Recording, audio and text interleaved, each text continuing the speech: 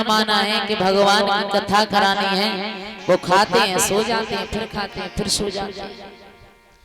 और उन्हीं की भांति अगर तुम जिंदगी जीते रहे, खाते रहे, सोते रहे, खाते रहे, सोते रहे, तो पशुओं की जिंदगी में और तुम्हारी जिंदगी में कोई फर्क नहीं रह गया। इसलिए आए हो तो ऐसे कर्म करके जाओ, जब चले जाओ दुनिया से तो इंसान तुम्हें याद करता रह जाए कि श्वास श्वास पे हरि भजो और वृथा श्वास मत खोई, और नहीं जाने जा श्वास को और आवन हो न हो।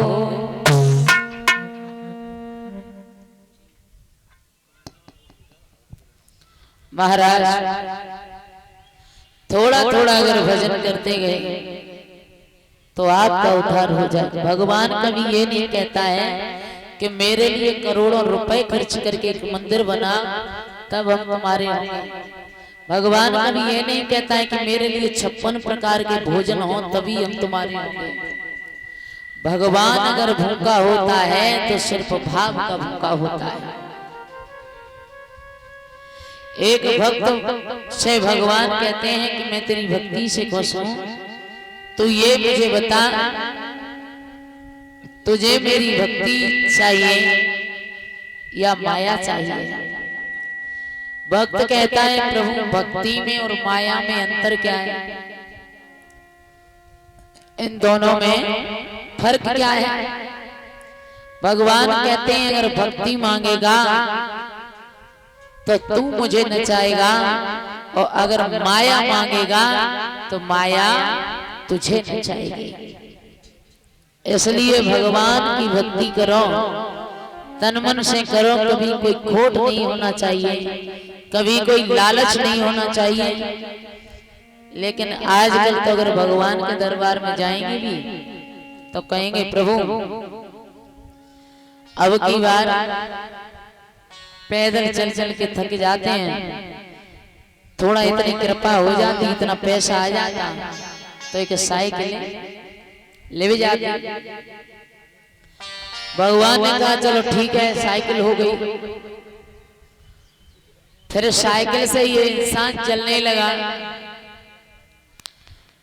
तो ये इंसान कहता है, फिर गया भगवान के दरबार में, प्रभु अब साइकिल तो ले भी गई, लेकिन जब तेज धूप पड़ती है ना तो वो चलाते चलाते थक जाते हैं, इतने पैसा है जाते एक मोटरसाइकिल आ जाती, मोटरसाइकिल भी हो गई। और मोटरसाइकिल जब हो गई तो ये वक्त फिर गया भगवान के दरबार में, और जब ये फिर गया तो कहने लगा प्रभु मोटरसाइकिल भी हो गई, अब नए को इतने पैसा है जाते जो 4 पहिया की गाड़ी ले भी जाते। ऐसे भगवान से भक्त ने कभी ये नहीं कहा प्रभु कि साईं इतना दीजियो और जामे कुटुंब समाए, और मैं भी भूखो ना रहूं, कोई संतन भूखो जा। सबसे पैसे वाला धनवान वही होता है जिसके दरवाजे से कभी कोई बिना भोजन किए नहीं जाता है, वो सबसे बड़ा धनवान है। और तुम्हारे कितनी भी अच्छी कोठी बनी है, कितने भी पैसे वाले हो, और कोई आए कोई इज्जत नहीं, कोई सम्मान नहीं, बस दूर से ही नमस्ते और वो चाय और बिस्कुट दे दिया, बस तुम अपने घर, हम अपने घर को धनवान नहीं होते हैं। सबसे बड़ा आपने देखा होगा, हम तुम लोग तो ठीक है ना, जैसे ज्यादा बड़े बड़े पैसे वाले होते हैं तो हम तुम्हारे घर पाली जाती हैं गाय भैंसे पालते हैं ना तुम, दूध के लिए। दूध कहाँ से आएगा फिर, और गांव में रह करके तो दूध बहुत जरूरी है। और जो सिटी में रहते हैं, ज्यादा पैसे वाले होते हैं, वो क्या पालते हैं? कुत्ता, है ना। हम तुम में और उन लोगों में फर्क है। हम तुम्हारा समय होता है शाम को खाना पीना खा करके आराम से समय से सोना, और सुबह 4 बजे ना तो 5 बजे तो चारपाई छोड़ देना। और उनका समय होता है रात को 12-1 बजे सोना और सुबह 10 बजे चारपाई को छोड़ना। हम तुम उठेंगे सुबह, उठ करके अपनी गांव भैंसों को संभालेंगे, उसके बाद दूध देगी, दूध के बाद कुछ बनाएंगे, खाएंगे, पिएंगे, और वो 10 बजे जगेंगे, उठेंगे और कुत्ता की सांकर को खोलेंगे, सांकर हाथ में पकड़ेंगे और फिर रोड पे टहलने जाएंगे। और जब रोड पे टहलने जाएंगे तो हम तुम्हारा भी समय होता है कुछ चीज लाने का, बाजार में जाने का। और अगर हम तुम जैसे लोग बगल से निकल गए तो कुत्ते की आदत होती है भौंकना, और वो तो भौंकेगा। और जब वो भौंकेगा तो वो पैसे वाले कहते हैं, ए बेटा भौंकते नहीं है। जब कुत्ते से बेटा कह रहा है तो कुत्ते का बाप कौन होता है? उनके यहाँ वैसी इज्जत होगी। ये हमेशा 3 चीजें बराबर वाले से करना। कभी बोहार ज्यादा पैसे वाले से मत कर लेना, कभी रिश्तेदारी ज्यादा पैसे वाले से मत कर लेना। ये 3 चीजें बड़ा सोच और समझ करके करनी चाहिए बराबर वाले से। पहली दोस्ती, दूसरी दुश्मनी, और तीसरी रिश्तेदारी। ये 3 चीजें हमेशा बराबर वाले से होनी चाहिए, तभी चलेंगी। और अगर खुद से ज्यादा ऊंचे परिवार में कर लिया या खुद से ज्यादा नीचे परिवार में कर दिया तो मेल मिलता नहीं है। इसलिए हमेशा जो घर में होता है ना संस्कार, अपने बच्चों को संस्कार देना बहुत जरूरी है। अपने बच्चों को औलाद बिगड़ गई, औलाद को तुम बचपन से लेकर के और 15-16 साल तक अपनी कस्टडी में रखो। और अगर 16 साल से और 25 साल तक की उम्र में अगर बच्चे में गलत संगत का असर पड़ गया, गलत संगत में बैठने लगा, तो उसे बिगड़ने से कोई रोक नहीं सकता है। और 15 साल से अगर 25 साल तक की उम्र में माँ बाप ने अपने बच्चे को अपनी नजरों के सामने अच्छे संस्कार दिए, तो 25 साल क्रॉस करते ही बच्चे को कोई बिगाड़ने वाला नहीं होता है। इसलिए बच्चों को ऐसे संस्कार दो। जब घर में बेटी देखती है ना कि मेरी माँ सुबह उठ करके नहा धो करके भोजन बनाती है, भोजन बनाने के बाद ठाकुर जी को भोग लगाती है और फिर खुद खाती है, तो अगर तुम घर पर नहीं होगी, कहीं चली जाओगी, तो बिटिया भी वही करेगी जो आप करती हो। नहा धो करके खाना बना के ठाकुर जी को भोग लगाएगी, उसके बाद खुद खाएगी। और बच्ची ने कभी देखा ही नहीं कि भगवान क्या होता है, माँ पर कभी कुछ सीखा नहीं, तो वो क्या जाने कि भगवान क्या होता है। बच्चियों को संस्कार देना बहुत जरूरी होता है, क्योंकि बच्चियां पराए घर में जब जाती है ना, शादी हो जाती है, और अगर कुछ बिगड़ गया थोड़ा सा भी काम, तो ससुराल में सास का पहला शब्द यही होता है कि का तेरी अम्मा ने यही सिखाया। पहला शब्द अगर थोड़ा सा भी, क्योंकि बेटियों को पता नहीं होता है, उन्हें ट्यूशन तो लगाया नहीं गया कि ससुराल में ऐसे रहना है। वो दुनिया की प्रथा है, हर बिटिया को ससुराल रहना पड़ता है।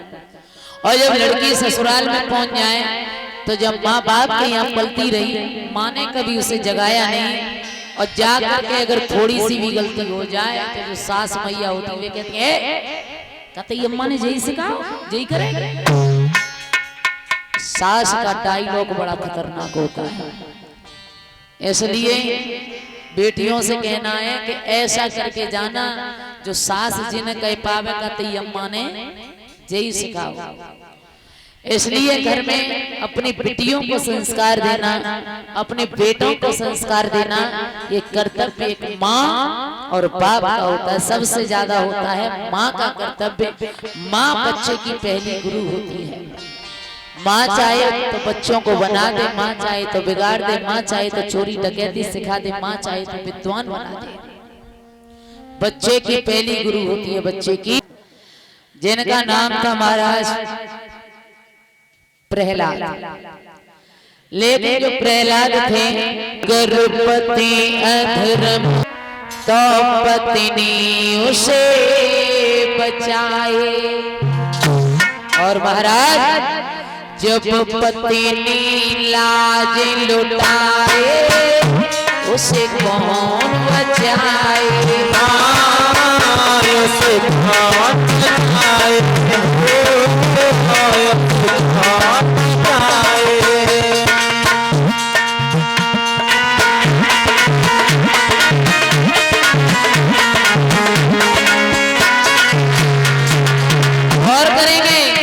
जब पति अधर्म पर जाए तो पत्नी उसे बचाए, और जब पत्नी लाज लुटाए उसे कौन बचाए? बताया वो कपड़े में दागी लगी जाए, गोद होने से छूट जाए। कपड़े में दागी लगी जाए, गोद होने से छूट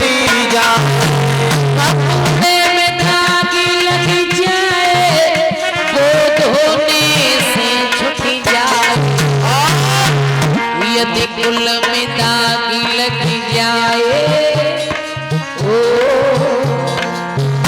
यदि कुल में दाग लग जाए, उसे कौन छुटाए? उसे कौन छुटाए? कौन छुटाए?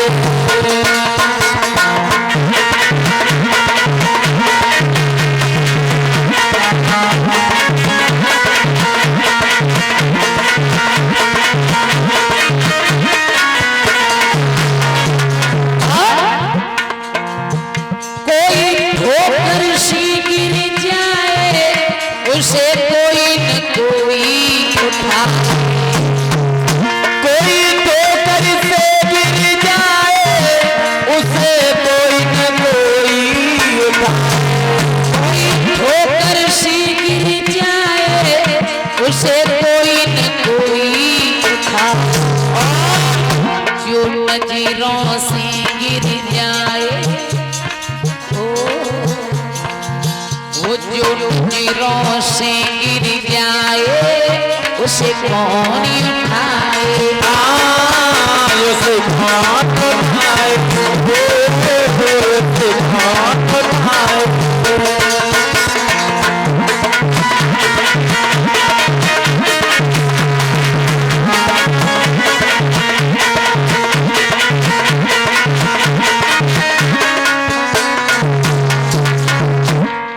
बड़े सुंदर शब्दों में बताया है, इंसान का अगर कपड़े में दाग लग जाए तो छूट सकता है, अगर किसी के कुल में दाग लग जाए तो पीढ़ी बाई पीढ़ी उसे छुटाने वाला कोई नहीं होगा।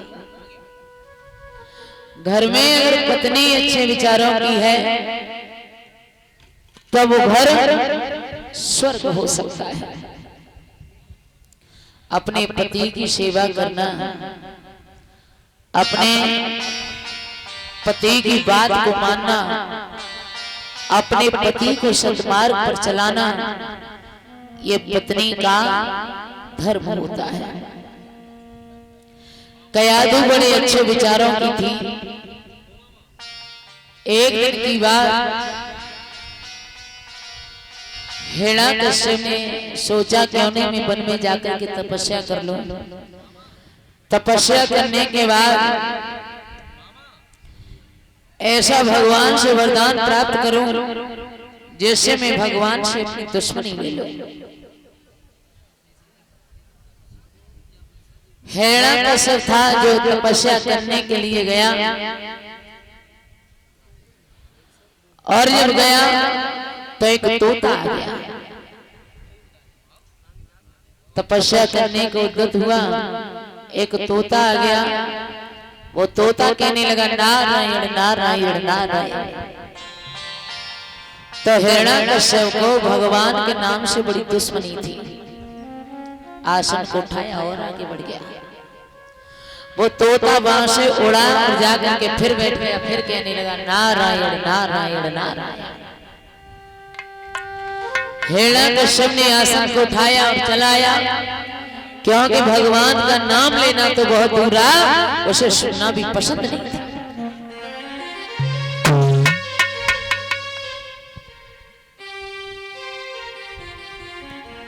हेलो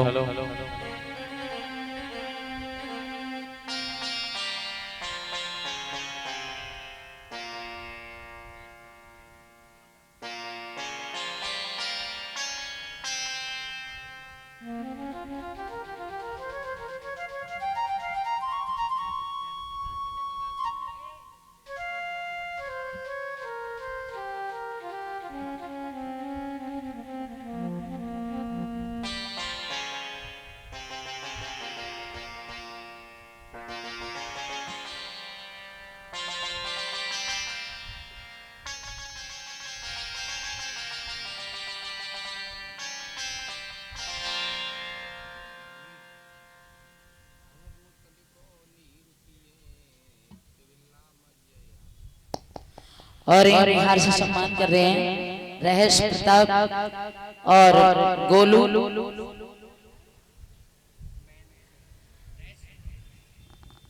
और एक हार है रणवीर रूपा जी राधा रानी हमेशा के बड़ा रखे, धर्म के रास्ते पर चले, यही मेरी आशा और आकांक्षा है। बोलिए गोविंद भगवान की, आनंद कंद भगवान की।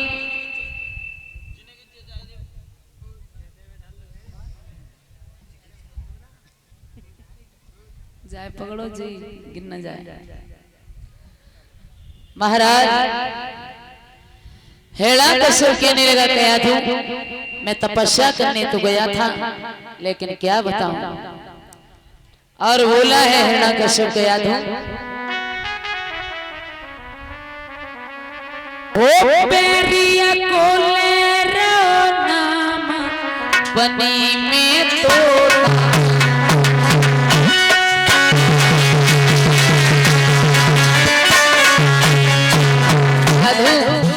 आज हम तपस्या करने के लिए गए तो क्या हुआ,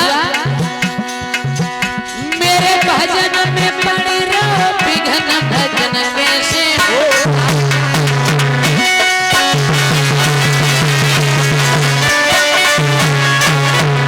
जवाब दिया गया, जब हम गए आसन लगाया तो एक तोता आ गया। वो तोता मेरे दुश्मन का नाम ले रहा था, कह रहा था नारायण नारायण नारायण। महाराज के गुस्सा रही बदन पीछा, अरे सन्मुख मिल गया मैं तोता, अरे सन्मुख मिल गया मैं तोता। कहते थे भाई मरवा, सन्मुख मिल गया मैं तोता।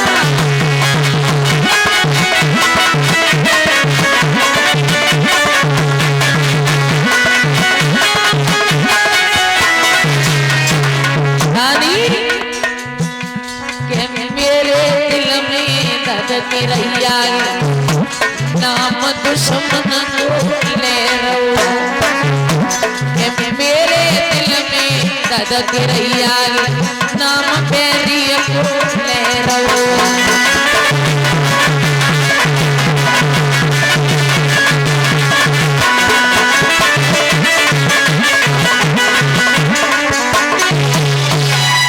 जवाब दिया है गया धुने, महाराज क्यों चले आए, तो बोला है हिरण्यकश्यप के यादव, वन में जब तपस्या करने को उद्यत हुआ तो एक तोता आ गया। तोता जैसे ही हम खड़े होना चाह रहे थे तो तोता कहने लगा नारायण नारायण नारायण। क्या बहुत चतुर थी, समझ गई अगर मेरे पति के मुख से भगवान का नाम उच्चारण हो गया तो मेरे पति का उद्धार हो जाएगा। शाम का वक्त हुआ, हिरण्यकश्यप लेटा हुआ था, कयाधु पैर दबा रही थी और पैर दबाते दबाते कयाधु फिर पूछने लगी, महाराज वो तोता क्या कह रहा था? हिरण्यकश्यप कहने लगा, तुझे सुनाई नहीं देता? वो तोता मेरे दुश्मन का नाम ले रहा था। वो तोता कह रहा था, नारायण नारायण नारायण। इधर रानी कयाधु गर्भवती होती है। सुबह होते ही हिरण्यकश्यप फिर तपस्या के लिए चला गया। इतनी घोर तपस्या की, इतनी घोर तपस्या की कि ब्रह्मा जी को खुश कर लिया। ब्रह्मा जी कहने लगे, आपसे हम बड़े खुश हैं, आप हमसे कुछ मांगो। तो हिरण्यकश्यप मांग रहा है, प्रभु मैं जो मांगूंगा आप वही देना। ऐसा मांगूंगा ना आज तक किसी ने मांगा हो, ना किसी ने दिया हो। कहने लगे, ठीक है मांगी। तो हिरण्यकश्यप क्या मांग रहा है कि कुछ अधिक नहीं इतना दे दो। महाराज कुछ ज्यादा नहीं मांग रहा हूं कि कुछ अधिक नहीं इतना दे दो। ऊपर न मरूं नीचे न मरूं,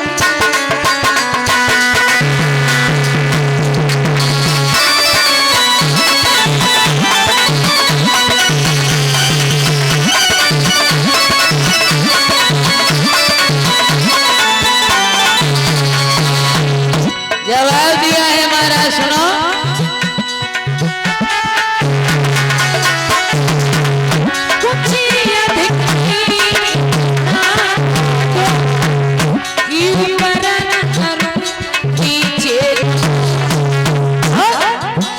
बाहर न मरूं भीतर न मरूं, बाहर न मरूं भीतर न मरूं, वो इसमें न मरूं दिन में न मरूं।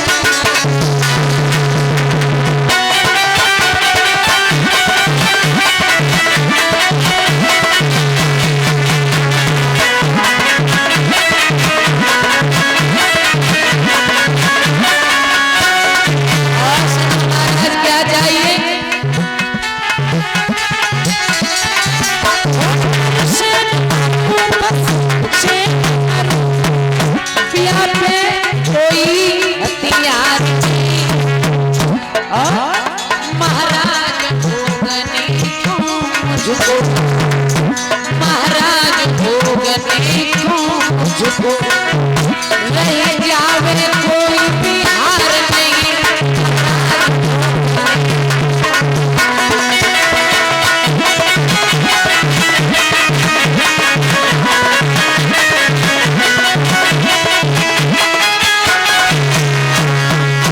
जवाब दिया है, मेरी मृत्यु न ऊपर हो न नीचे, न बाहर न भीतर, न नर से न पशु से, और न अस्त्र से न शस्त्र से, न दिन में न रात में, न 12 महीनों में से किसी महीने में होना चाहिए। ऐसा वरदान दे दो। ब्रह्मा जी कहने लगे, ठीक है ऐसा ही होगा। ना तो आपकी मृत्यु ऊपर होगी न नीचे, न दिन में होगी न रात में, न नर से होगी न पशु से, न 12 महीनों में से किसी महीने में होगी।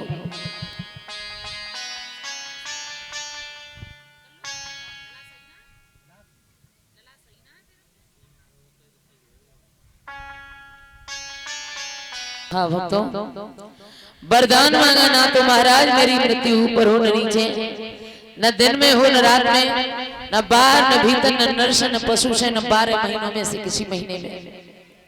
लौट करके वापस चले आए। जठन्नी चुन्नी को उठाओ, यहां से हटाओ, आप जाइए।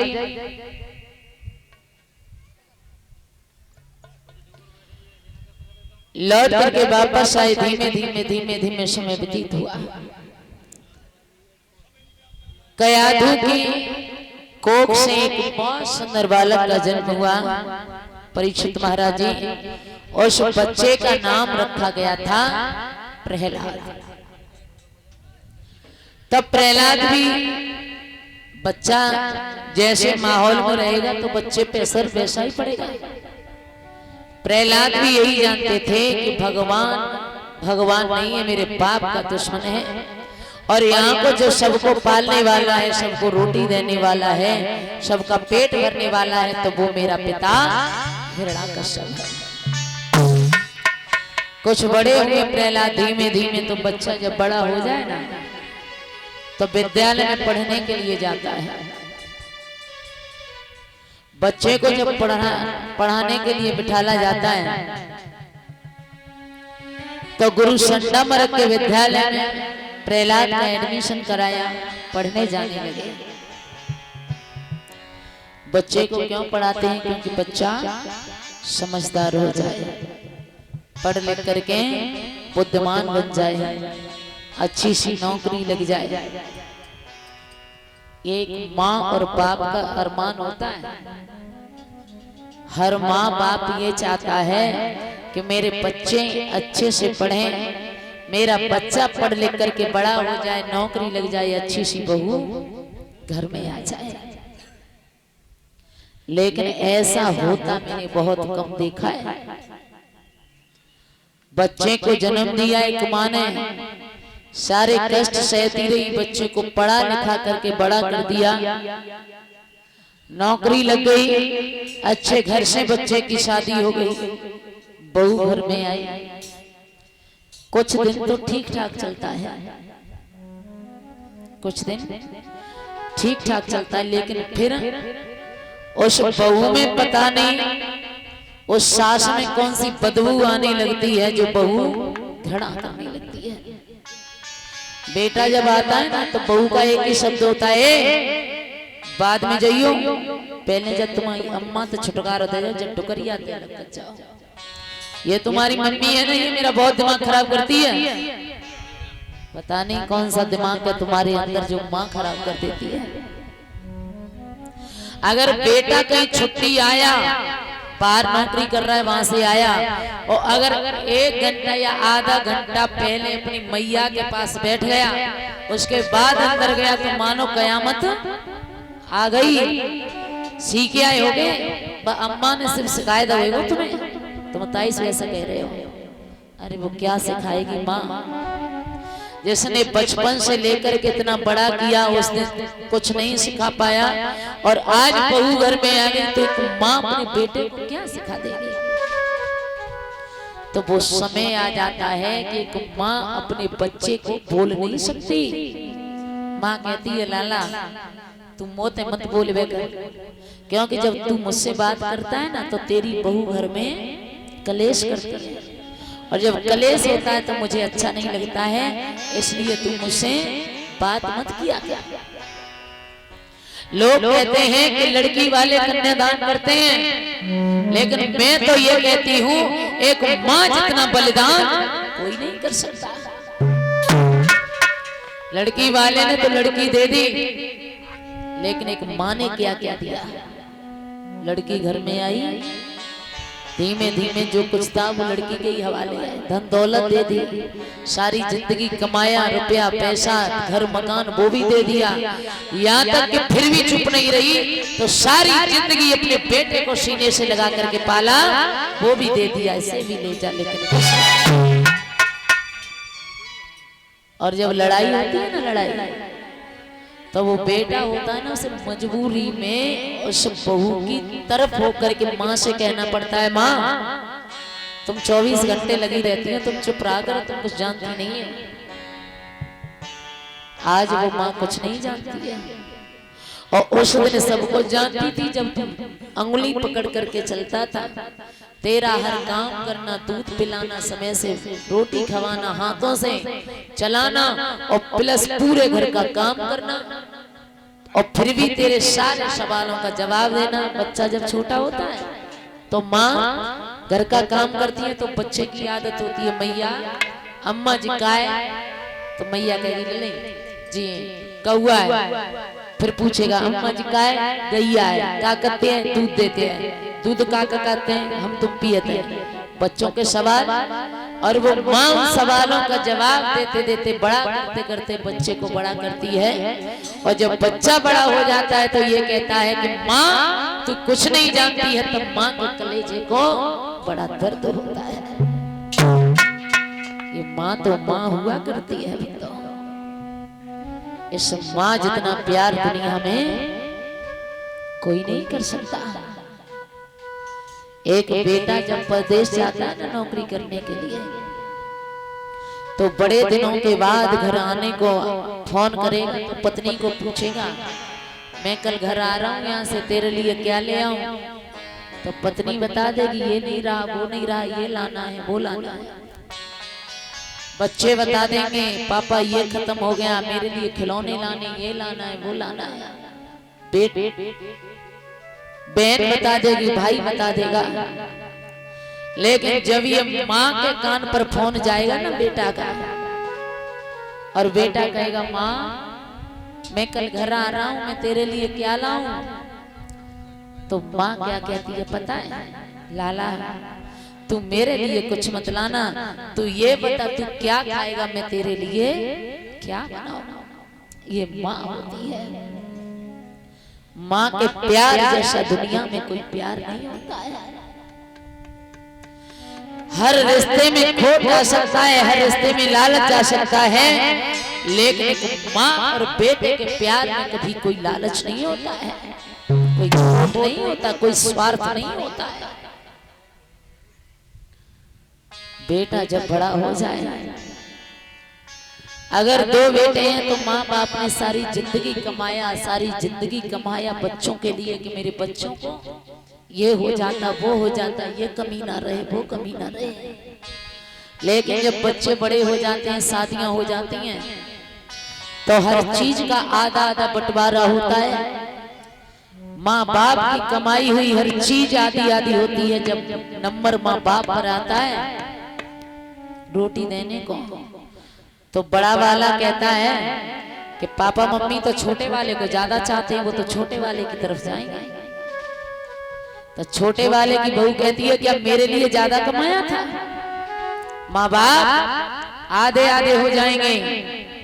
समय वो आ जाता है कि बुढ़ापे में भी माँ बाप को अलग रोटी करके खाना पड़ता है। वो औलाद नहीं होती है। जिनके माँ बाप दरवाजे पर दुखी हैं और खुद बड़े चैन से रह रहे हैं, वो औलाद नहीं है। खुद गाड़ियों में चल रहे हैं, माँ बाप को कभी घुमा करके शहर भी नहीं घुमाया, वो बच्चे नहीं होते हैं। बच्चे तो जो होते हैं जिनके दरवाजे पर माँ बाप बड़े चैन से बड़े ऐसे रहते हैं, माँ बाप की खुशियों में उन बेटों की खुशियां झलकती हैं, तो बच्चे तो वो होते हैं। इसलिए निवेदन तो ये है कि कोई भी अपने माँ बाप को दुखी मत करना।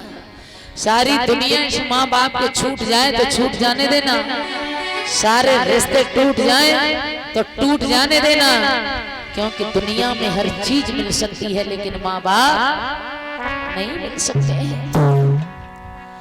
कि हर बात को तुम भूलो परी और माँ बाप को मती भूलना।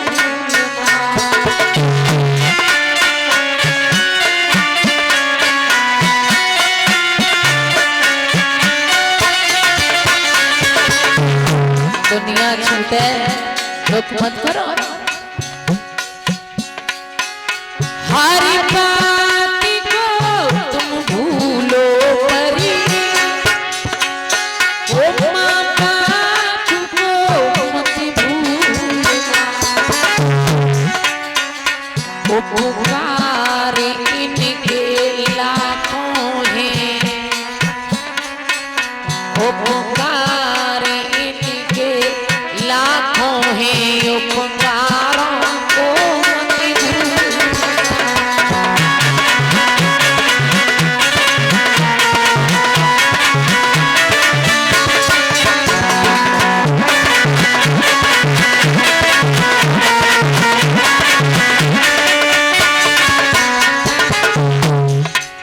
बड़े बड़े कष्ट उठाए इन्होंने, तब तुम्हें देख पाया। हजारों मंदिरों पर माथा टेका, हजारों दरवाजों पर गई ये माँ, तब तेरी सूरत को देख पाया है। होना जो से पाला है तुझको, फूलों की तरह कलियों की तरह,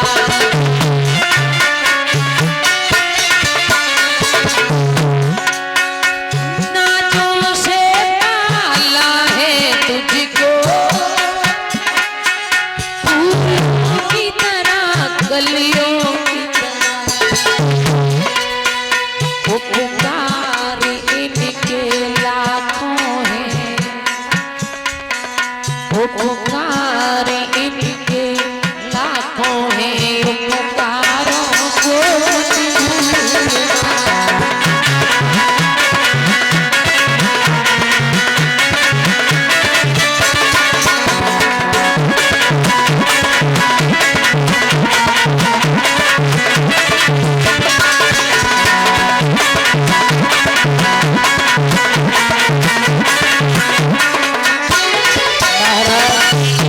कितनी भी दौलत कमा लो, कितना भी राजपाट कमा लो, लेकिन तूने धन को कमाया मोती घड़ा, तेरे कोठी अजब बनाई है।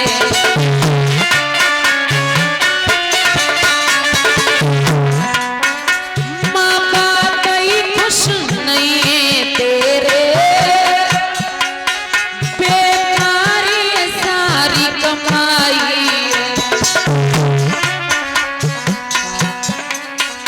हर बात को तुम भूलो करे, हर बात को तुम भूलो करे, बाप को भूलना।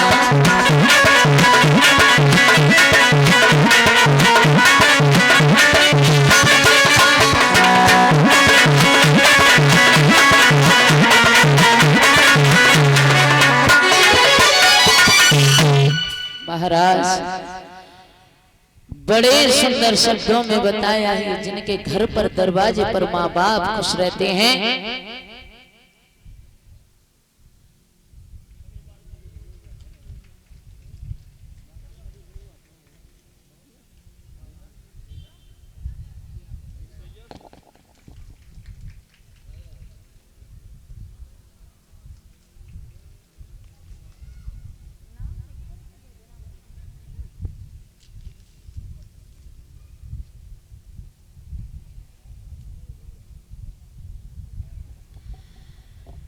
बोले गोविंद भगवान की। जोर से आवाज आनी चाहिए मेरे पास।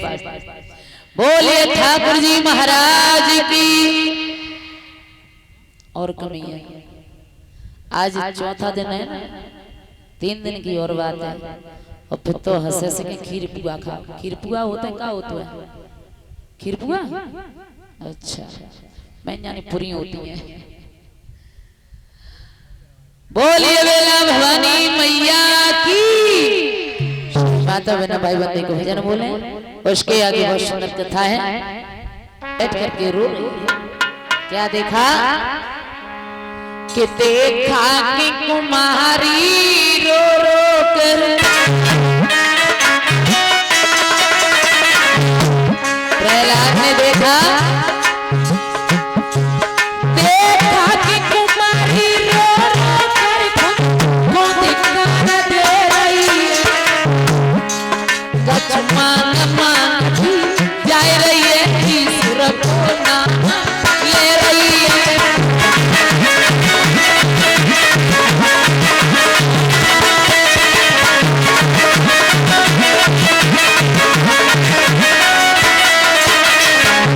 प्रहलाद ने देखा कि एक कुमारी भगवान के पास बैठी है और भगवान का नाम ले रही है। प्रहलाद आगे बढ़े कहने लगे, ए बुढ़िया, बोले प्रहलाद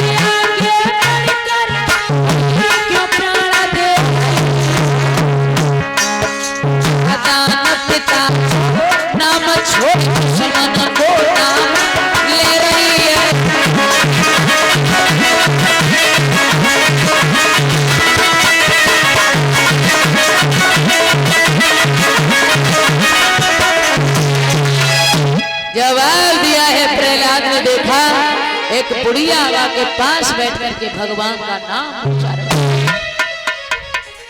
प्रहलाद की नजर बुढ़िया पर पड़ी तो सोचने लगे ये बुढ़िया रह मेरे बाप के राज में रही है और नाम मेरे बाप के शत्रु का ले रही है। आगे बढ़े कहने लगे ए बुढ़िया मेरे पिता का नाम छोड़ करके दुश्मन का नाम ले रही है।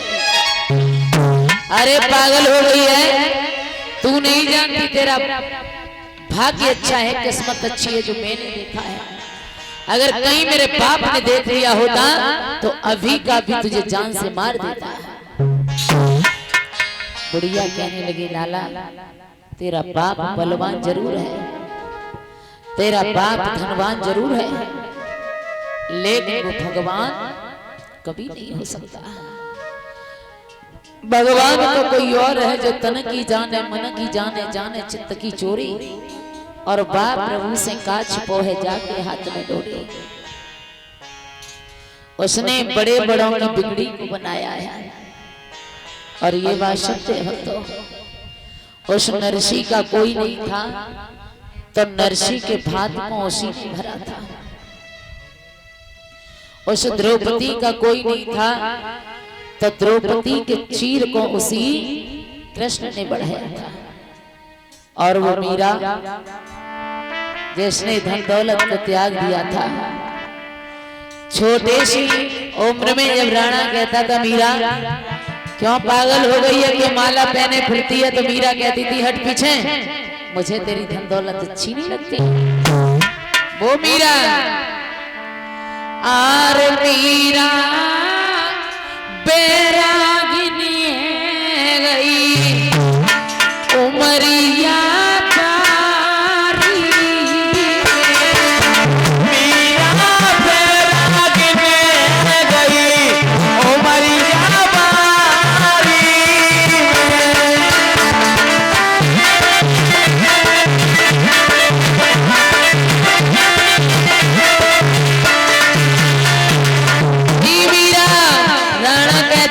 मीरा कह देती थी राणा तेरी दौलत की भूखी नहीं, चेहरा के प्याला मंगवाए, चेहरा के प्याला मंगवाए, चेहरा के प्याला मंगवाए, चेहरा के प्याला मंगवाए, मीरा को पिलवाए, मीरा को पिलवाए, मीरा को पिलवाए, मीरा को पिलवाए।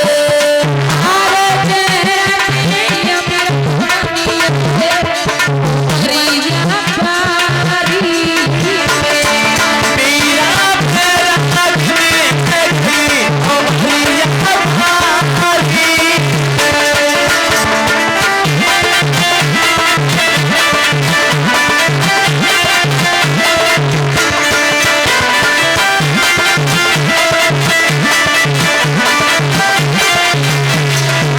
बैरागिनी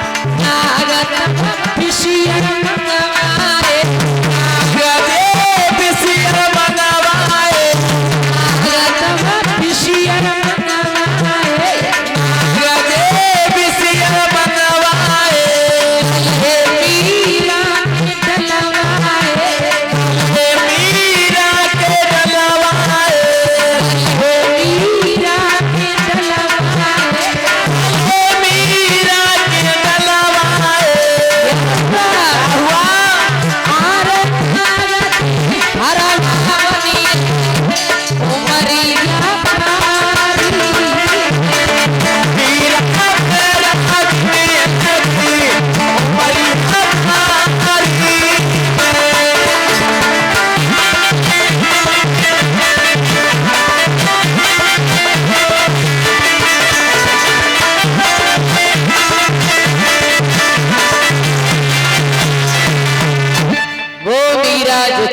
अगर तू मेरी बात नहीं मान रही है तो मेरा एक प्रण है, क्या तू भगवान पर विश्वास कर रही है और वो मेरे पिता का शत्रु है। अगर तेरे बिल्ली के बच्चे जिंदा निकल आए तो मैं तेरे भगवान का हो जाऊंगा और अगर तेरे बिल्ली के बच्चे मर गए तो सुबह होते ही मैं तुझे फांसी लगवा दूंगा, मंजूर है? बुढ़िया कहने लगी हाँ लाला मुझे मंजूर है। प्रहलाद चले गए। वो कुमारी हवा के पास बैठ करके रो रही है, मेरे प्रभु कहीं ऐसा न हो जो मेरे प्राण चले जाए। रो रही है। आज कुमारी करती पुकार रे, ले ले सुधी करतार रे, तो कैसे दब गए अबानी बिल्ली के सुतन्यार रे, तो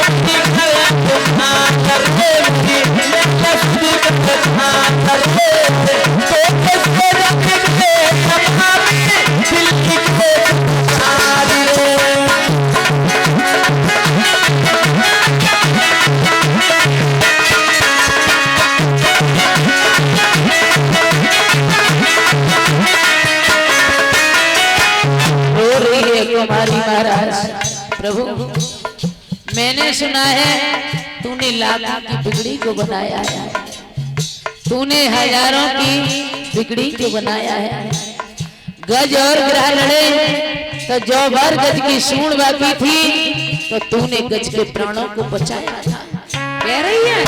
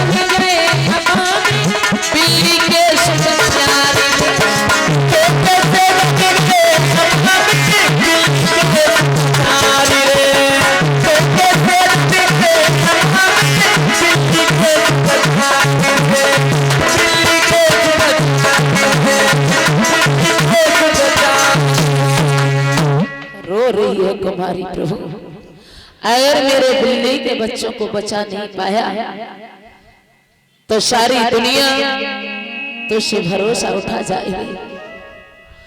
अगर बचे नहीं तो मेरे तो प्राण चले जाएंगे, लेकिन तुम पर कोई भरोसा नहीं करेगा।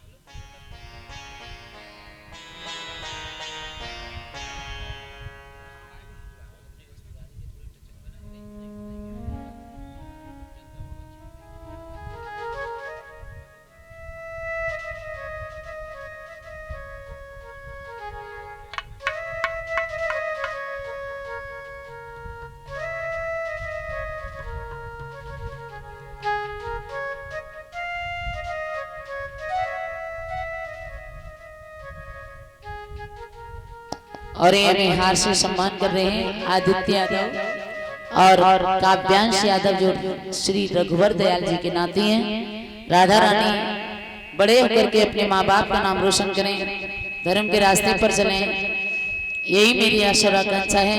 बोलिए गोविंद भगवान की।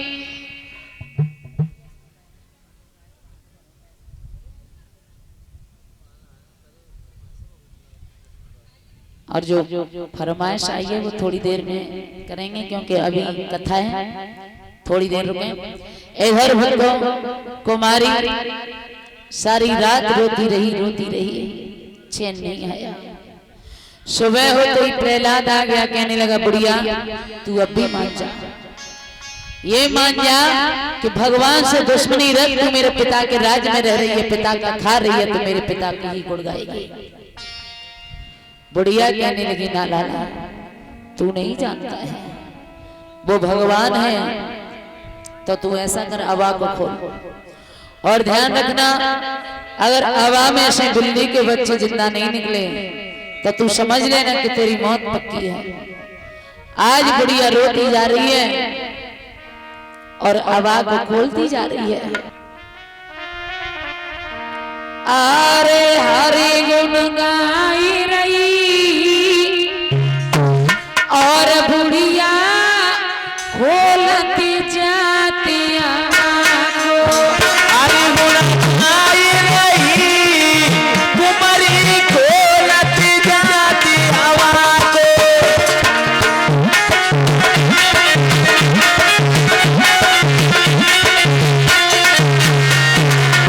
रो रही है बुढ़िया, आंखों से आंसू बह रहे हैं। श्याम, अगर तुम नहीं आए,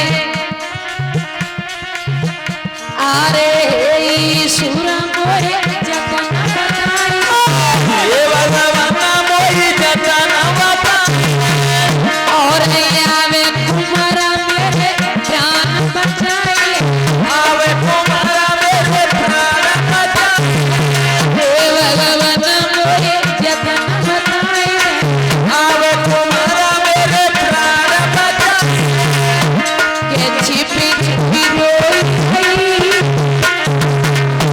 के छुपी छुपी रोई रही, और अब बुढ़िया खोलती जाती आवाज़। हरि गुण गाई रही, कुंवरी खोलती जाती हवा। धीमे धीमे बर्तनों को उठाया, 4 बर्तन कच्चे रह गए। उसी में बिल्ली के बच्चे जिंदा निकल आए। उसी दिन से, उसी क्षण से, उसी समय से प्रहलाद पर भगवान का रंग ऐसा चढ़ा। अब तो प्रहलाद उठते बैठते जागते सोते चलते फिरते भगवान का नाम लिया करते हैं। बोलिए गोविंद भगवान की, आनंद कंद भगवान की। एक लाइन देखते हैं। एक आपने बतैया सुना होगा नीलम यादव की आवाज में, तो थोड़ा सा उसके आगे बहुत सुंदर कथा है। एक बहन कह रही थी नीलेश, अरे भैया बहन में जाल परो, किया के देश आलू परो। भैया बहन में जालू परो, भैया के देश जालू परो।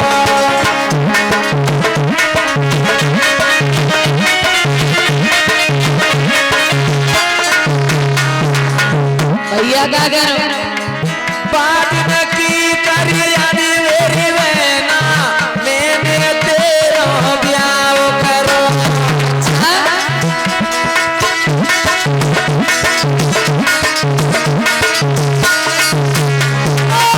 बात न की करियानी मेरी नीलम, मैंने तेरा ब्याह करो। सुना, अरे प्यार करो का एहसान करो,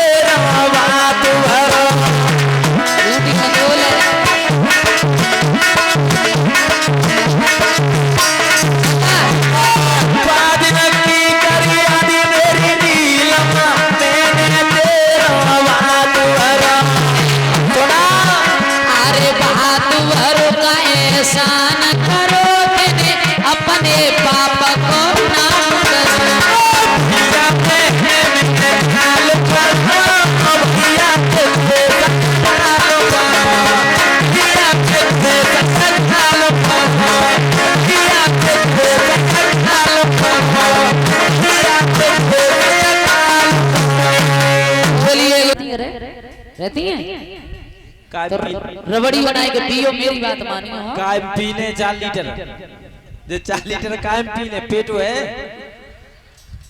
मारो चाहे ना, तुम जैसे रहो अच्छी तरह रहो, मजबूत है। बोलिए गोविंद भगवान की। ओ हम तो त्याई बात है सही बता रहा, पर घरे कर लेता है हम अपनी मम्मी से खूब बातें कर लेता है।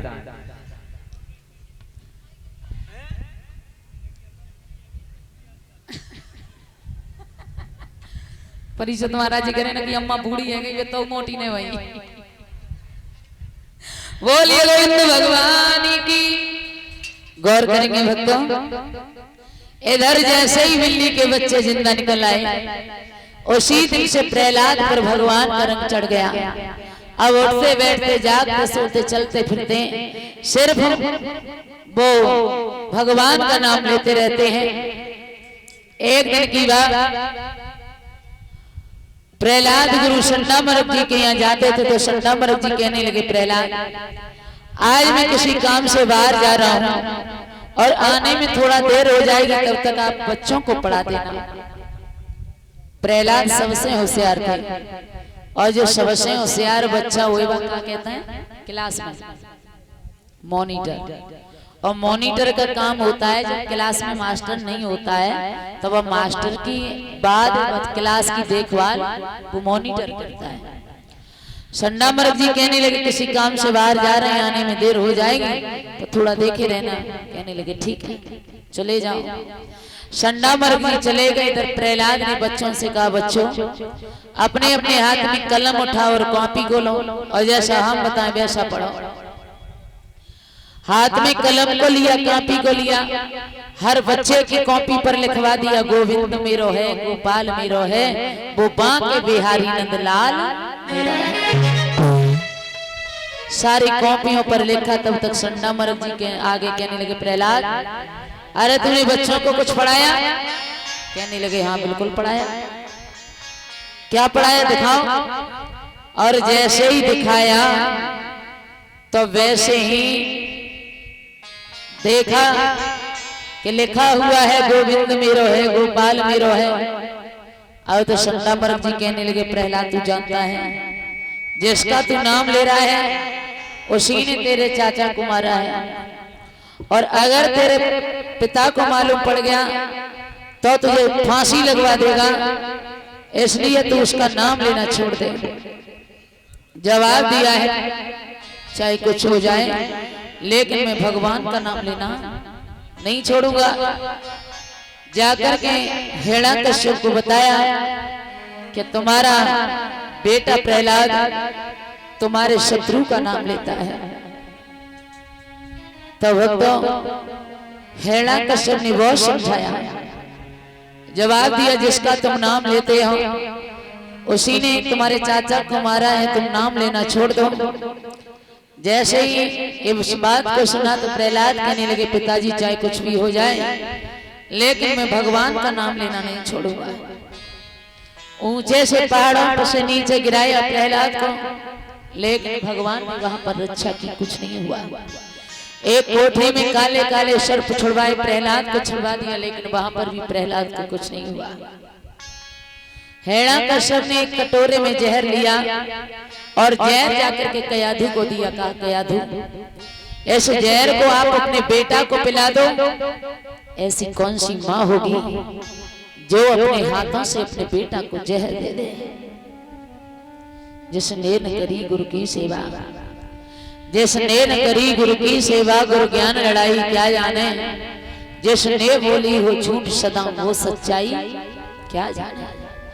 जाके न फटी बीमारी हो, जाके न फटी बीमारी हो, वो पीर पराई क्या जाने। और माँ की ममता माँ से पूछो, वो 5 बिचारी क्या। कयाधु ने पैर पकड़ लिए और एक बात आरे प्राण स्वामी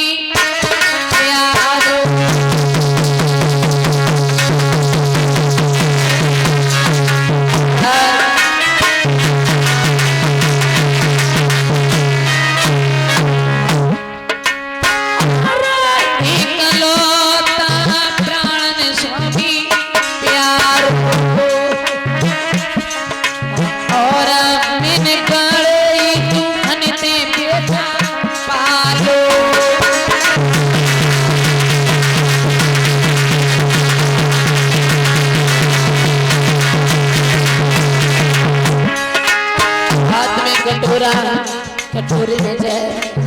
एक तरफ रख दिया, पति के पैर पकड़ लिए और एक हाथ से अपने प्रहलाद को अपने सीने से लगा लिया। एक बात ले रही है कि याद बेटा बची जाइए मेरे नन्ना रमी जाइए, बची जाइए मेरे नन्ना रमी जाइए, बड़ी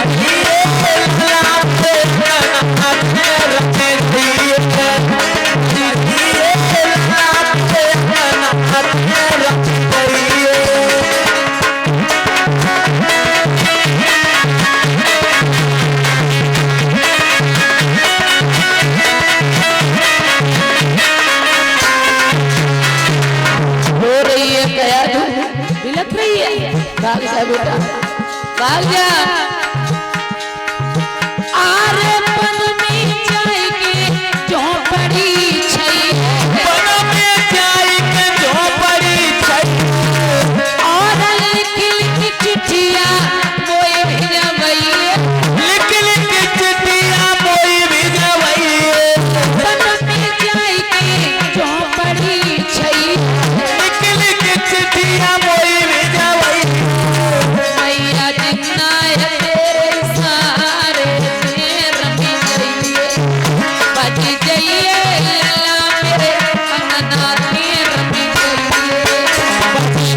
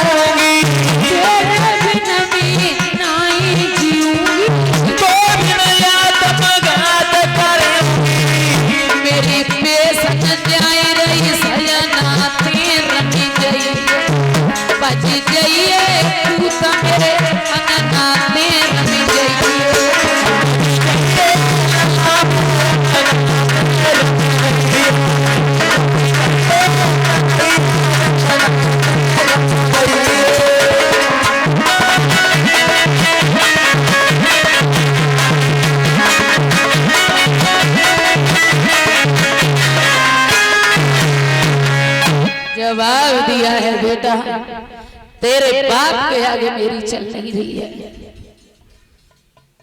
पैरों से हाथ पकड़े है कयाधु महाराज, आप मेरे बेटा को जहर ना पिलवाओ। हैड़ा कसर कहने लगा कयाधु पागल हो गई है, तेरा कर्तव्य है पत्नी का कर्तव्य होता है कि अपने पति की बात को माने। तेरा पति कह रहा है कि तू अपने पुत्र को जहर पिला दे। कयाधु के हाथ कांपने लगे। प्रहलाद समझ गए कि मेरी मां डर रही है। प्रहलाद मन में सोच रहे हैं प्रभु तो जिसने प्रेम किया उसकी तूने बहुत परीक्षा ली है, और परीक्षा भी भगवान उसी की लेता है भक्तों जिसे भगवान प्यार करता है। तुमने देखा होगा स्कूल में परीक्षा उसी बच्चे की होती है जिसका एडमिशन होता है, और जिसका एडमिशन नहीं होता उसकी कोई परीक्षा नहीं होती। परीक्षा भी उसी की भगवान लेता है जिसका भगवान के यहाँ एडमिशन है। प्रहलाद सोच रहे हैं प्रभु तो से जिसने प्रेम किया तुमने बड़े कष्ट दिए है, लेकिन एक बात और सोच रहे आरे मोहन बिन तेरे नहीं आवे गो मुरली बजवैया सांवरिया बिन तेरे नहीं आवे गो मुरली को बजवैया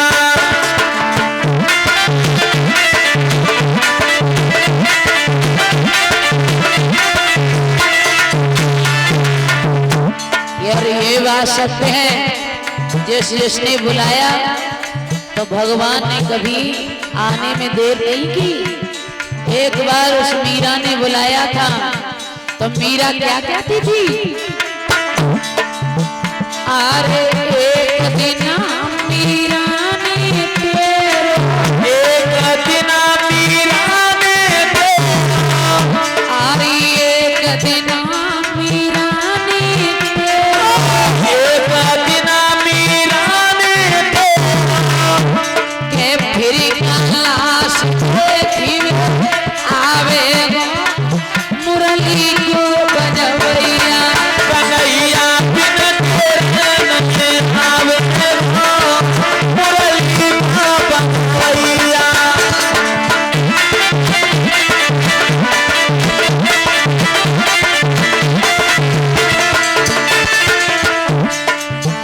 आरी एक दिन द्रौपदी ने तेरा, एक दिन द्रौपदी ने तेरा, एक दिन द्रौपदी ने तेरा, एक दिन द्रौपदी ने तेरा, के फिर कहागी न देखी आवे गो मुरली करे बजवैया।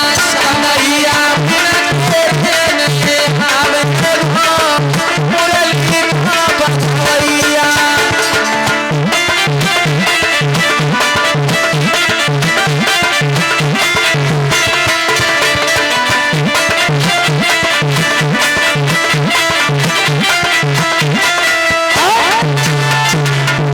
अरे एक दिन नरसी ने तेरा, आरी एक दिन नरसी ने तेरा, अरे एक दिन नरसी ने तेरा, एक दिन नरसी ने तेरा, के फिर हंसी कराई आवे गो मुरली करे बजवैया। कन्हैया बिन तेरे नहीं आवे मुरली को बजवैया।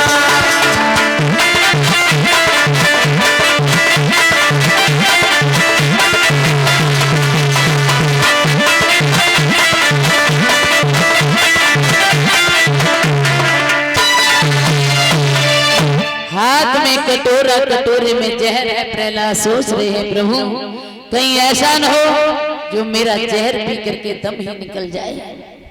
भगवान समझ गए। भक्त प्रहलाद ने जैसे ही कटोरे को मुंह से लगाया, इधर भगवान ने प्रहलाद की रक्षा की। प्रहलाद वहां पर भी बच गए। अब हिरण्याकश्यप सोचने लगा,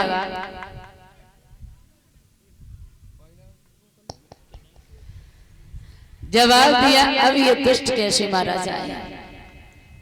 तो हिरण्याकश्यप की एक बहन थी जिसका नाम था सहका, और उस सहका पर ब्रह्मा जी द्वारा दिया गया एक जिस चीर में अग्नि प्रज्वलित नहीं होती थी।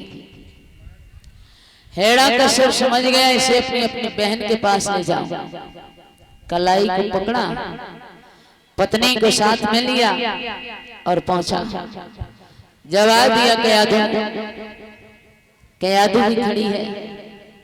बोले हैं बहन सहका, हाँ भैया ये मेरा पुत्र तुम्हारा भतीजा मेरे कुल में कलंक पैदा हो गया। क्या हुआ? तुम तो जानती हो कि तुम्हारे छोटे भाई को उस विष्णु ने मार दिया था।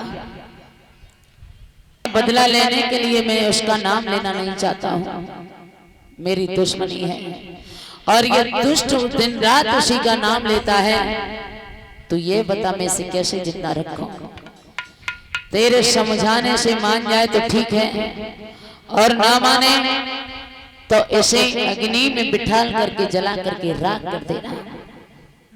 जैसे ही राख का नाम लिया, कयाधु की आंखों से आंसू बहने लगे। तो ननद के पैर छूने के बहाने और कयाधु इशारे में एक बात कह रही है, ननद जी एक बात का ध्यान रखना। और एक बात बोली आर निरवेरे जइयो नाना दी मेरे सैया जी को न्यार निरवेरे जइयो नाना दी मेरे ढोला जी को न्यार।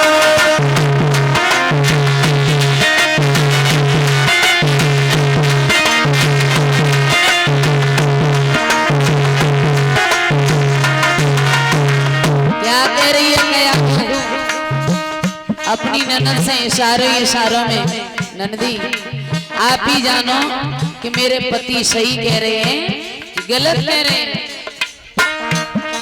निरवेरे जइयो नाना दी मेरे राजा जी को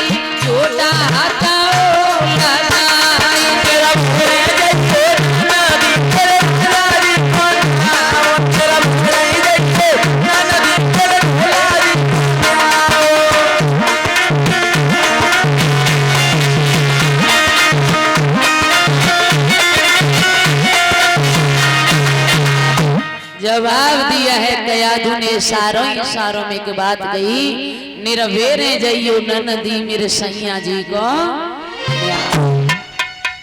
तुम ही जानो कि मेरे पति ठीक नहीं कर रहे हैं। सैका ने कह दिया भैया अगर ये समझाने से मान जाएगा तो ठीक है, ना मैं से अग्नि में डाल करके जला करके राख कर दूंगी। हेड़ा का सब चलाया इधर सैका ने अग्नि को प्रज्वलित किया, प्रहलाद को गोद में बिठाया और सैका ने शीतला चीर को उड़ा। भगवान की ऐसी कृपा हुई, ऐसी हवा चली कि सैका से शीतला चीर उड़ करके प्रहलाद के ऊपर गिरा और सैका जल करके राख हो गई। बोलिए गोविंद भगवान की। उसी दिन से उसका नाम पड़ा था होलिका। उसी दिन से घर घर में होली का त्योहार मनाया जाने लगा। देवताओं ने पुष्पों की होली खेली और राक्षसों ने कीच माटी की होली खेली थी। प्रहलाद वहां पर भी बच गए। अब हिरण्याकश्यप सोचने लगा अब ये दुष्ट कैसे मारा जाए। एक लोहे के खम्भे को गर्म किया भक्तों, इतना गर्म किया कि लोहे का खम्भा लाल हो गया। हिरण्याकश्यप ने प्रहलाद को अपने पास बुलाया, कहा प्रहलाद तू भगवान का नाम लेना नहीं छोड़ेगा? कहने लगे नहीं छोड़ूंगा। तू ये बता तेरा भगवान कहाँ कहाँ वास करता है? जवाब दिया मेरा भगवान कोई ऐसी जगह नहीं है जहाँ रहता न हो। इस खम्भे में भी है? कहने लगे बिल्कुल है। तो इस खम्भे को तू अपनी बाहों से पकड़ ले। खम्भा बड़ा जोर से लाल हो रहा था। प्रहलाद समझ गए अगर बाहों से पकड़ा तो मरी जाएंगे। भगवान समझ गए कि मेरा भक्त डर रहा है। एक सूक्ष्म रूप बनाया, एक चींटी का रूप बनाया और भगवान उस खम्भे पर रेंगने लगे। तो प्रहलाद सोचने लगे जब ये चींटी नहीं जल रही तो हम तो इतना बड़े हम कैसे जल जाएंगे। दोनों बाहों से खम्भे को जेब में भरा। अचानक से खम्भ फटा। आधा मनुष्य का रूप है, आधा पशु का रूप है। बोलिए नरसिंह भगवान की। नरसिंह भगवान हिरण्याकश्यप को गोद में रख करके बीच दहलीज पर बैठ गए। जवाब दिया था तूने वरदान मांगा कि ना तो मेरी मृत्यु ऊपर हो न नीचे। तो ऊपर तो नहीं है, नीचे तो नहीं है, न ऊपर हूं न नीचे हूं, तुम्हारी गोद में हूं। तू बाहर तो नहीं है, भीतर तो नहीं है, न बाहर न भीतर हूं, बीच दहलीज पर हूं। मेरे हाथों में कोई अस्त्र शस्त्र तो नहीं है, कोई अस्त्र शस्त्र नहीं है, नाखून बड़े बड़े हैं। नर तो नहीं हूं, पशु तो नहीं हूं, न नर हो न पशु हो, आधा मनुष्य का रूप है आधा पशु का रूप है। 12 महीनों में से कोई महीना तो नहीं है, कोई महीना नहीं है, लौन का महीना है। आज हिरण्याकश्यप के पेट को फाड़ दिया, प्रहलाद को गोद में उठाया, कहा भक्त आप हमसे कुछ मांगो। तो प्रहलाद ने कहा था मेरे पिता को मोक्ष मिल जाए, मुझे कुछ नहीं चाहिए। तो हिरण्याकश्यप को मोक्ष मिला। भक्त प्रहलाद ने बहुत छोटी सी उम्र में भगवान का दर्शन किया और हिरण्याकश्यप के राज को प्रहलाद ने संभाला। बोलिए आनंद कंद भगवान की। सभी माता बहना भाई बंधु के भजन बोले, उसके आगे बहुत सुंदर कथाएं। जिनका नाम पड़ा था महाराज बहरोचन, बहुत अच्छे राजा थे, गौर करेंगे कथा में। राजा बहरोचन बड़े ही अच्छे राजा थे, लेकिन एक ही कमी थी कि इनके घर में कोई संतान नहीं थी। और ये संतान ऐसी होती है, इंसान के संतान हो जाए तो दुखी और ना हो तो और ज्यादा दुखी। इस दुनिया में सुखी कोई नहीं, सर्व सुख किसी को नहीं है। कोई किसी बात से दुखी है, कोई किसी बात से दुखी है, दुखी सब है। मैंने देखा कि इस जग की अजब रीति देखी, और एक हंसता है 10 रोते हैं।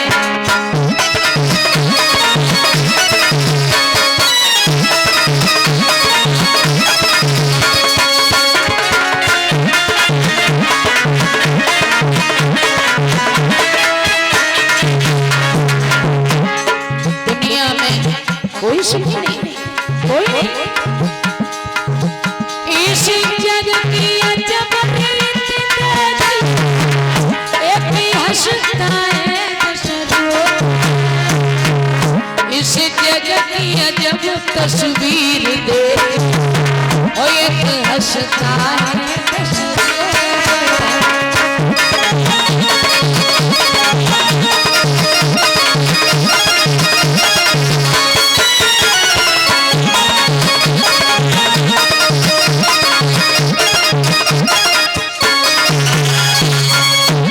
दुनिया में कि कोई दुखी सम्मान को, कोई अपमान से, कोई दुखी संतान को, कोई संतान से। कोई संतान के लिए दुखी है, कोई संतान को दुखी है, दुखी सब है। महाराज बहरोचन बड़े दुखी हैं, और मेरी नजर में तो दुखी वही है जिसे भरपेट भोजन नहीं मिलता, और बाकी जिसे 2 वक्त का भोजन मिल जाए उनके बराबर सुखी कोई नहीं है। मैंने आंखों से देखा है।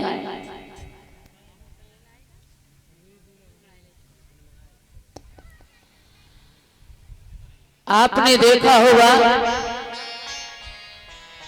छोटे छोटे बच्चे गरीब माँ बाप की जो सड़कों पर वास करते हैं, सड़कों पर सारे सारे दिन सारी सारी रात मांगते रहते हैं, लेकिन फिर भी उन्हें शाम को पेट भर के भोजन नहीं मिलता है, वो दुखी होते हैं।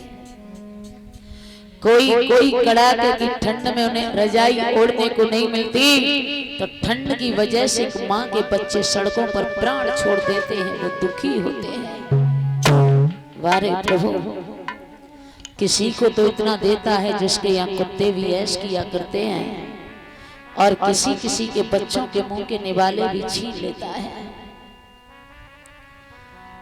कि गरीबों की दुनिया और बरसाने से पहले खुदा अपने दिल में रोया तो हो। गरीबों की दुनिया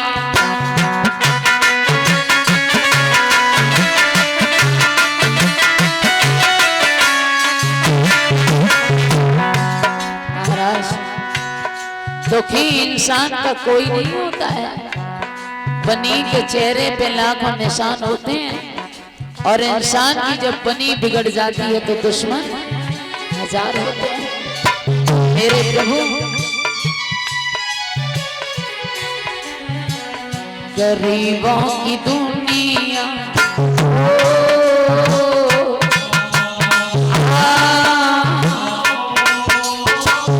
गरीबों की दुनिया बनाने से पहले खुदा अपने दिल में रोया तो होगा। गरीबों की दुनिया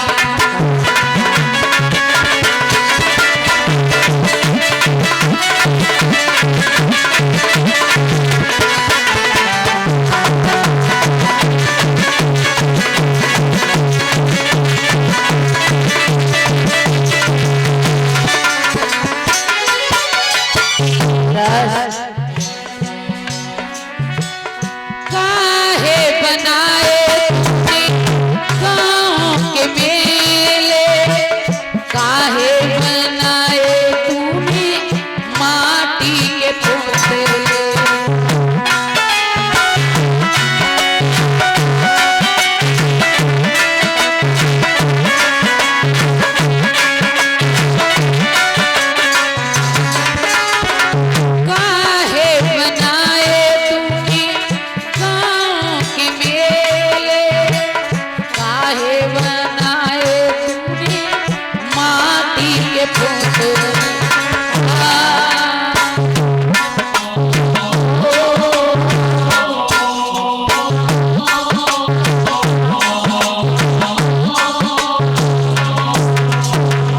गरीबों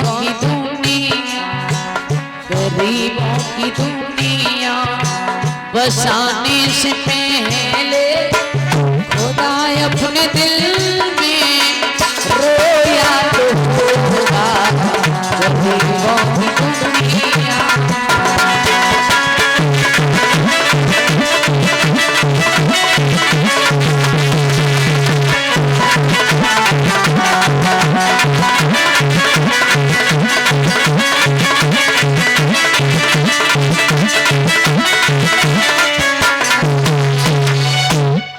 महाराज बैरोचन बड़े दुखी राजा थे। राज्य था, परिवार था, धन दौलत थी, लेकिन एक पुत्र नहीं था। एक दिन बैरोचन ने सोचा तुम आत्महत्या करने जा रहे हो, सबसे बड़ा पाप होता है आत्महत्या करना, और फिर भी तुम जा रहे हो। जवाब दिया महाराज मेरे पुत्र नहीं है, हम पुत्र की वजह से बहुत दुखी हैं। महात्मा जी ने एक फल लिया और फल को राजा बैरोचन को दिया, कहा ये फल ले जाओ, आप अपनी पत्नी को खिला देना तो तुम्हारी पत्नी अवश्य पुत्रवती हो जाएगी। फल को स्वयं खा गए भक्तों। राजा बैरोचन के गर्भ धारण हुआ। महात्मा का वचन मोर वचन चाहे पड़े जाए फीका, और संत वचन पत्थर की लीका। राजा बैरोचन के गर्भ धारण हुआ। धीमे धीमे समय व्यतीत हुआ तो विचार बनाया कि बैरोचन के गर्भ से बालक को कैसे निकाला जाए। पेट को फाड़ दिया, एक बहुत सुंदर बालक पैदा हुआ। बैरोचन की मृत्यु हो गई। बैरोचन का नाम रखा, बैरोचन के गर्भ से जो पुत्र पैदा हुआ उसका नाम रखा गया था बल। भक्तों, जिसने दुनिया में आते ही आते अपने बाप की बल ले ली, उसी का नाम बल रखा गया। वही राजा बल आगे चल करके बहुत बड़ा राजा बना था, जिसने 99 यज्ञ पूरे कर लिए, 100वें यज्ञ की तैयारी थी। और जो 100 यज्ञ पूरे कर लेता है वो इंद्रासन का हकदार हो जाता है, वो इंद्र बन जाता है। इंद्र ने देखा कि राजा बैरोचन के पुत्र राजा बल ने 99 यज्ञ पूरे कर लिए हैं, 100वें यज्ञ की तैयारी है, तो दौड़ करके आए विष्णु भगवान के पास। कहा विष्णु भगवान से प्रभु जाकर के कुछ भी करो, राजा बल ने 99 यज्ञ पूरे कर लिए हैं, अगर 100वां यज्ञ पूरा कर लिया तो मेरी कुर्सी छीन लेगा, मुझे कुर्सी जाने का बहुत डर है। तो विष्णु भगवान कहने लगे सुनो इंद्र,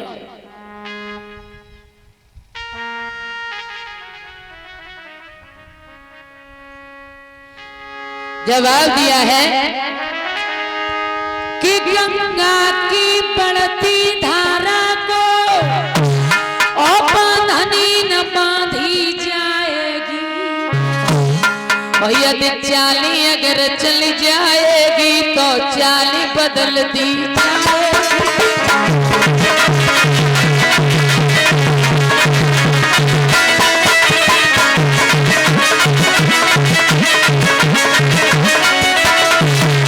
विष्णु भगवान कहने लगे ओ सुनो इंद्र, गंगा के बहते को रोक नहीं सकते।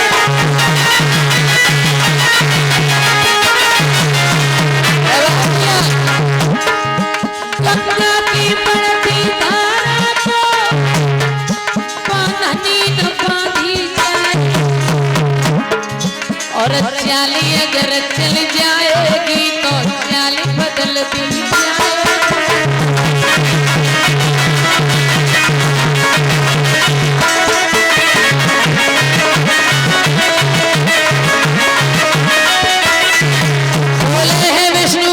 सुनो, मुझसे जितना संभव होगा मैं दोनों ही प्रण पालूंगा।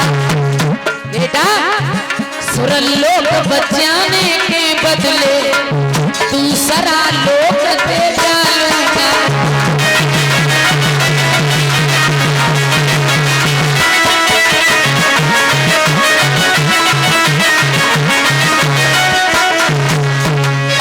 जवाब दिया है इंद्र को विष्णु भगवान ने, सुनो इंद्र, मुझसे जितना संभव होगा मैं दोनों ही प्रण पालूंगा। सुरलोक बचाने के बदले दूसरा लोक दे डालूंगा।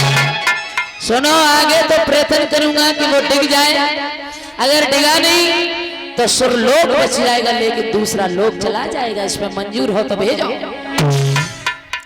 कहने लगे ठीक है चले जाओ, लेकिन बल की परीक्षा ऐसी होनी चाहिए कि वो परीक्षा में विफल हो जाए, सफल हो ना पाए। कहने लगे ठीक है।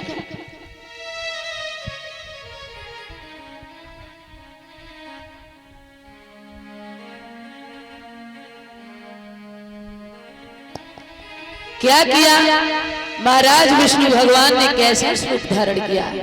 छोटे छोटे हाथ हैं, छोटे छोटे पांव हैं, कांधे पर कम्बल है, हाथ में कमंडल है, चटकीली चाल है, घुंघराले वाल है। क्या किया कि तन पे वो पीतांबर न रहा। महाराज चले हैं विष्णु भगवान कि तन पर वो पीतांबर न रहा, छोटा सा पीला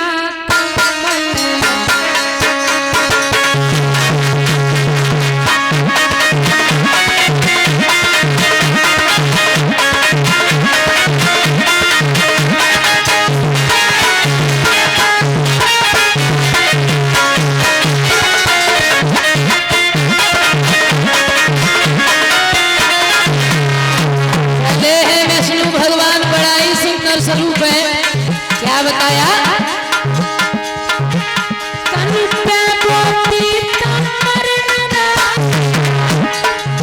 छोटा सा पिया वो शंख नहीं, वो चक्र नहीं, वो शंख नहीं, वो चक्र नहीं, और हाथों में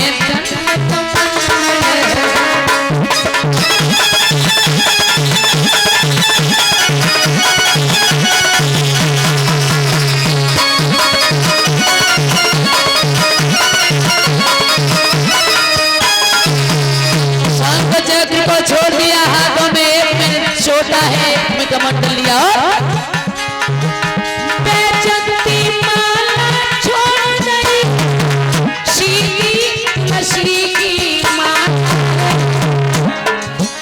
ब्रह्मांड दबाने वाले, ब्रह्मांड दबाने वाले, और बगल दबी मृग छाया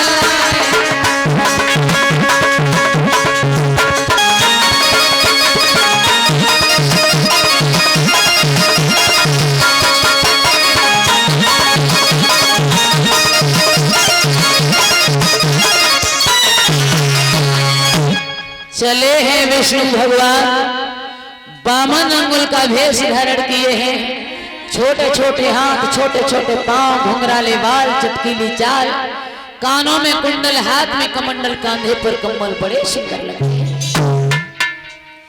जाकर के पहुंचे हैं राजा बल के दरवाजे पर। राजा बल ने देखा, दौड़ करके आया, हाथ जोड़ करके एक बात बोला, आइए महाराज, अरे बड़ी किस्मत है मेरी जो आप मेरे दरवाजे पर आए हो।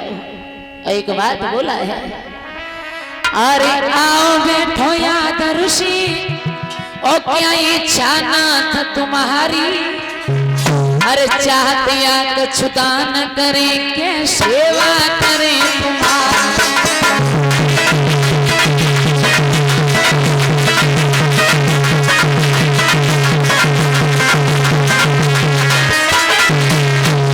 बोले हैं महाराज विष्णु भगवान से, राजा वैष्णव महाराज, सेवा करें तुम्हारी, तुम्हारी सेवा करें तुम्हारी, चाहते या कुछ दान करें, सेवा करें तुम्हारी।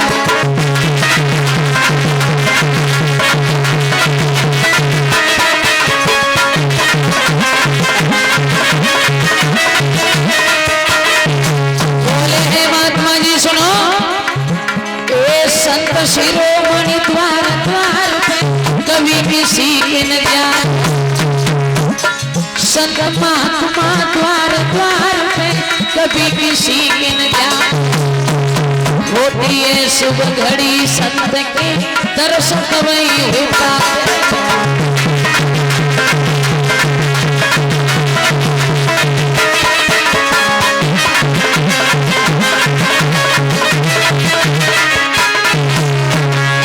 जवाब दिया, आइए महाराज विराजिए। हरे बड़े सौभाग्य मेरे जो आप मेरे दरवाजे पर आए हो। जिन दरवाजों पर संत का पदार्पण होता है वो दरवाजा किस्मत वाला होता है, जहाँ संत महात्मा रुका करते हैं। आइए विराजिए। बामन भगवान कहने लगे, हो राजा बने, मैंने तेरा बड़ा नाम सुना है और एक बात बोले,